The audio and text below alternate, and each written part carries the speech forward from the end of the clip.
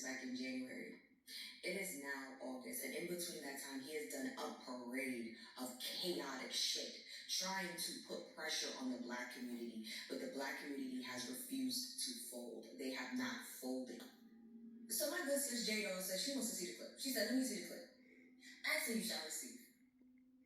Back to their country with a pass back in legally, and we're doing things that are very difficult to do and very complex, but it works really well. We're sending them back, and then they're schooling, they're learning, they're coming in legally. We have a lot of that going on, so we're taking care of our farmers. We can't let our farmers not have anybody,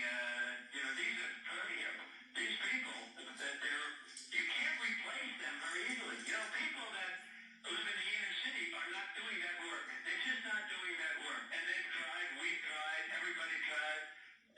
They don't do it. These people do it naturally. I said, what happens if they get it to a farmer the other day? What happens if they get a bad back? He said, they don't get a bad back, sir, because if they get a bad back, they die. I said, that's interesting, isn't it? These are in many ways, they're very, very special people. Okay, go ahead. Okay, so now that you have actually heard the clip, that you've heard the recording for yourself, let's actually break down exactly what Donald Trump has said so far.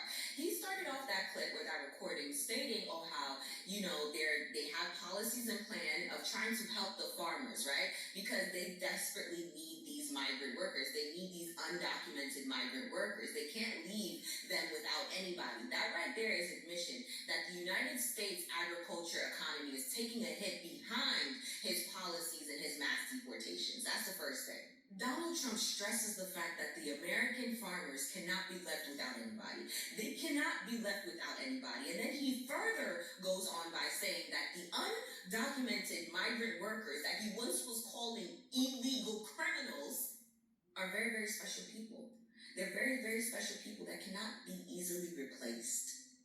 Right after Donald Trump makes that statement and saying that they cannot be replaced easily, he goes right into stating that inner city people are not doing that work. Words have meanings, okay? When it comes to this government and this American society, when they say inner people, they're referring to black people. And when he said that kind of work, he's talking about field work. In addition to him stating that inner city people will not be doing that kind of work, he goes on by saying that I've tried, we've tried, everybody's tried. You know who everybody is? The American government, white supremacy. And do you want to know what their version of trying was? DEI eliminations. DEI eliminations. And not just that, but the undoing of so many policies and acts that actually allowed for black people to have equal footing amongst white people in certain areas, in certain spaces. The elimination of DEI programs and incentives were intended to push black people out of the spaces that white people deemed should only be for them. And I'm talking about admin jobs. I'm talking about jobs in medicine, in accounting. They wanted black people to go back to back-breaking work, okay? Being in the fields, hospitality work. That's what they wanted. As of right now, 300,000 women have been displaced from employment, okay? They have lost their jobs. And they thought, and when I say they, this white supremacy American government thought that those 300,000 black women were going to go back into the field. Instead, they got creative. And so with all of these mass deportations, they thought that they were going to be able to fill the roles with their original laborers, okay? Their labor workers, black people. Now see, if there's only two things that you take from this video, the first thing that I want you to take away is the fact that America's success is directly dependent on its labor, free labor, and amounts of free labor that they're able to exploit from the citizens, okay? And the second thing is that black Americans will always be their first target. That will always be their first target. When they think about getting free labor, exploited free labor, they will always think of black Americans.